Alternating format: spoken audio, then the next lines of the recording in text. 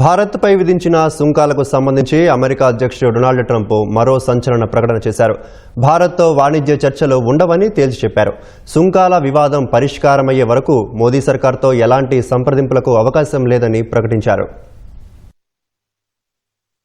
America విధించిన 50% సుంకాలపై భారత్ అన్ని కోణాల్లో ఆలోచిస్తుండగా డొనాల్డ్ ట్రంప్ మరో బాంబు పేల్చారు. అమెరికాతో ఏర్పడిన వాణిజ్య ఉద్రిక్తతలను చర్చల ద్వారా పరిష్కరించుకోవాలని ఢిల్లీ భావిస్తుంటే సుంకాల వివాదం పరిష్కారం అయ్యే వరకు చర్చలు ఉండవని ట్రంప్ తన టెంపరితనాన్ని ప్రదర్శించారు.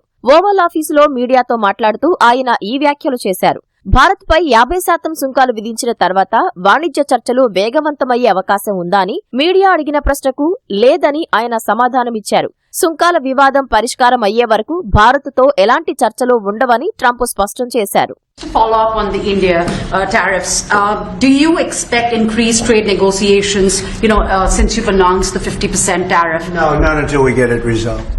గత వారం అమెరికా అధ్యక్షుడు డొనాల్డ్ ట్రంప్ భారత్పై 25% ప్రతీకార సుంకాలు విధించగా అవి ఈ నెల 7వ తేదీ నుంచి అమల్లోకి వచ్చాయి. రష్యా నుంచి చమురు కొనుగోలు చేస్తున్నందుకు అదనంగా మరో 25% సుంకాలు పెంచుతూ ఎగ్జిక్యూటివ్ ఆర్డర్పై ట్రంప్ సంతకం చేశారు. ప్రపంచంలో ఏ దేశంపై లేని విధంగా భారత్పై ట్రంప్ 50% సుంకాలు విధించారు.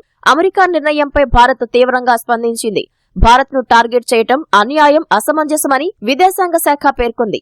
దేశ ప్రయోజనాలతో పాటు ఆర్థిక భద్రతకు అవసరమైన చర్యలు భారత్ తీసుకుంటుందని స్పష్టం చేసింది.